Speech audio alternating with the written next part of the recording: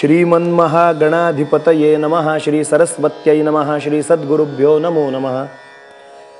ब्रह्मानन्दं परमसुखदं केवलं ज्ञानमूर्तिं द्वन्द्वातीतं गगनसदृशं तत्त्वमस्यादिलक्ष्यम् एकन्नित्यं विमलमचलं सर्वधी साक्षिभूतं भावातीतं त्रिगुणरहितं सद्गुरुं तन्नमामि। अवधूतचिन्तन श्री गुरुदेव दत्त श्रीपाद श्री वल्लभ श्रीमन नृसिंह सरस्वती स्वामी महाराज की जय। श्रीमद वासुदेवानंद सरस्वती स्वामी महाराज की जय। श्री गुरुदेव दत्त गुरुदेव दत्त गुरुदेव दत्त दत्त दत्त। मंडळी नमस्कार। नारायण शास्त्रींचा नारायण स्वामी हा जो काही प्रवास आहे हा श्रवण करत असताना नारायण शास्त्रींचा संन्यास कसा झाला, त्यांना संन्यास दीक्षा दिली कोणी, आता दिली कोणी हे उत्तर तर स्वच्छच आहे, कारण तसा दृष्टांतच होता। नृसिंह सरस्वती स्वामी महाराजांनी त्यांना दीक्षा दिली, पण ती कशी दिली हे चरित्र मोठं विलक्षण आहे, ऐकण्यासारखं आहे। जी मंडळी नरसोबा वाडीला आलेली आहेत, वारंवार येतात, त्यांना लक्षात येईल नरसोबाच्या वाडीला दत्त महाराजांच्या चरणांचं आपण जेव्हा दर्शन घेतो, म्हणजे पूर्व पश्चिम दिशा जी आहे, आपण जेव्हा महाराजांच्याकडे तोंड करून उभे राहतो तेव्हा आपल्या पाठीमागे कृष्णामाई नदी वाहत असते।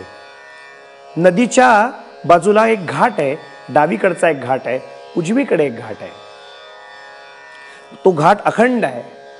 त्यापैकी एका घाटावरती स्वामी नारायण शास्त्री स्नानासाठी आले, असं मी आपल्याला कालच्या भागात सांगितलं। काय चमत्कार घडला, त्या स्नानासाठी म्हणून आल्यानंतर तो पंचानेमीचा बरोबर आपल्या बरोबर नेहमीचा तांब्या बरोबर महाराजांना श्री चरणावरती पाणी अर्पण करायचं सोहळ्यामध्ये, म्हणून नेहमीच्या पद्धतीप्रमाणे सोहळ्यामध्ये म्हणजे पाण्यामध्ये स्नान करून सोहळ्यामध्ये वरती यायचं ओल्या त्यांनी, आणि ओल्या अंगानं वरती तो पंचा घेऊन वरती आल्यानंतर दत्त चरणांवरती पाणी घालायचा हा नित्याचा क्रम। आता हा तर दृष्टांत झालेला होता की निर्वानिरव कर तेणेप्रमाणे सर्व मी आणि माझं माझं माझं असं असलेल्या जेवढ्या काही वस्तू होत्या त्या सगळ्यांची निर्वानिरव तर झाली होती। नित्याप्रमाणे पहाटेच्या वेळेला नदीत स्नानाला म्हणून खाली गेले। आता पोहता येत होतं रोजचं स्नान करणारी व्यक्ती, पण अचानक पाण्यामध्ये पाऊल ठेवलं, भगवती कृष्णामाईचं स्मरण केलं आणि त्या कृष्णामाईचं वंदन करून त्या नदीत स्नान करायला बुडी मारणार एवढ्यात कोणीतरी एकदम ओढून घेतलंय, पाय घसरल्यासारखं झालं, कोणीतरी आत ओढून घेत आहे असं वाटलं आणि हडबडल्यासारखी स्थिती झाली, एकदम पाण्यात बुडालेच। तो जो घाट आहे वाडीच्या दत्त पादुकेंच्या पुढे जो घाट आहे त्या घाटामध्ये नित्य स्नान करणारे शास्त्री बुवा, आजूबाजूचे लोकही पाहतात न पाहतात अशा परिस्थितीमध्ये दिसेनासेच झाले। म्हणजे एखाद्याला पोहता येत नसेल आणि तो बुडाला तर गोष्ट वेगळी, पण इथे प्रकारच विचित्र घडला। पोहता येत आहे, नित्याची व्यक्ती आहे, अनेक आता वर्ष तिथे बराच वेळ तिथे वास्तव्य करतायत नरसोबाच्या वाडीला, म्हणजे अपरिचित आहेत ते स्थान असंही नव्हे, त्या पात्रात उभे आहेत आणि कोणीतरी अचानक ओढून घेतलं।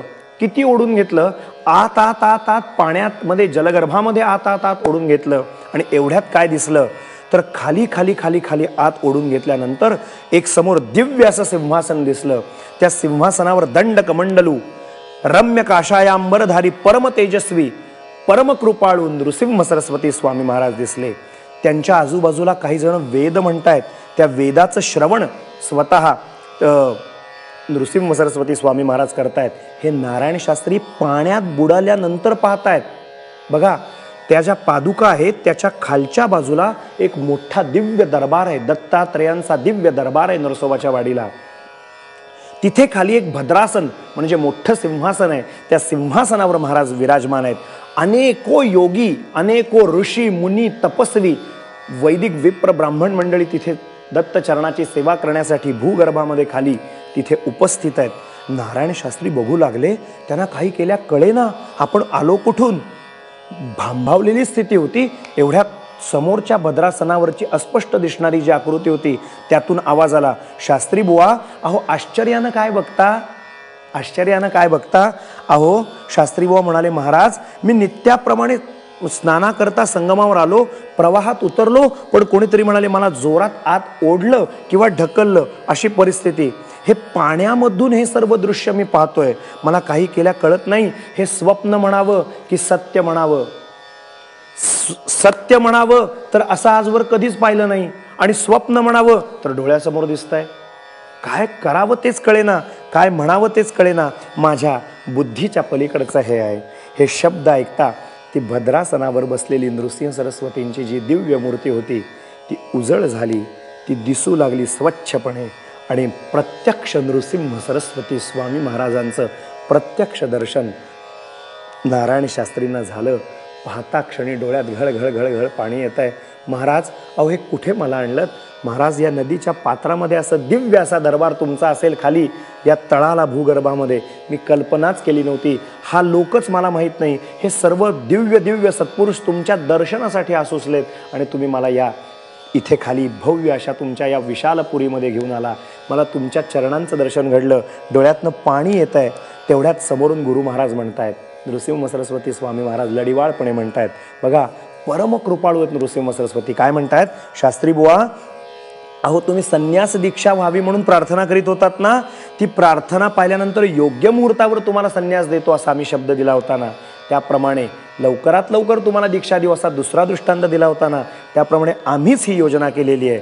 अनंत कोटी ब्रह्मांड नायक राजाधिराज भक्त कामकल्पद्रुम नृसिंह सरस्वती स्वामी महाराज यांच्या चरणांची सेवा अष्टसिद्धी नवविध हात जोडून सुसज्ज कृष्णेच्या प्रवाहाच्या आत मंदिरादिकांची स्थिती आणि बाहेरच्या प्रमाणे सर्व व्यवहार हे शक्यच नाही. महाराजांनी हे सगळं पाहिलं आणि महाराज सांगतायत, मीच दृष्टांत दिला होता त्याप्रमाणे खाली बोलावलं. काय केलं महाराजांनी? संन्याशी संन्यास देऊ शकतो, दुसऱ्या ज्याला संन्यास घ्यायचा आहे त्याला. नृसिंह सरस्वतींनी प्रेषोच्चारपूर्वक महावाक्याचा उपदेश करून दंड आणि कमंडलू काशाय वस्त्रादी सर्व देऊन नारायण सरस्वती असं नाव यांचं ठेवलं. इथून पुढचा प्रवास कसा झाला ते रोचक आणि रंजक कथा, अद्भुत अशी दिव्य श्रवणीय कथा आपण उद्यापासून ऐकूया. सज्जन हो, आज इथेच वाणीला विराम देऊ.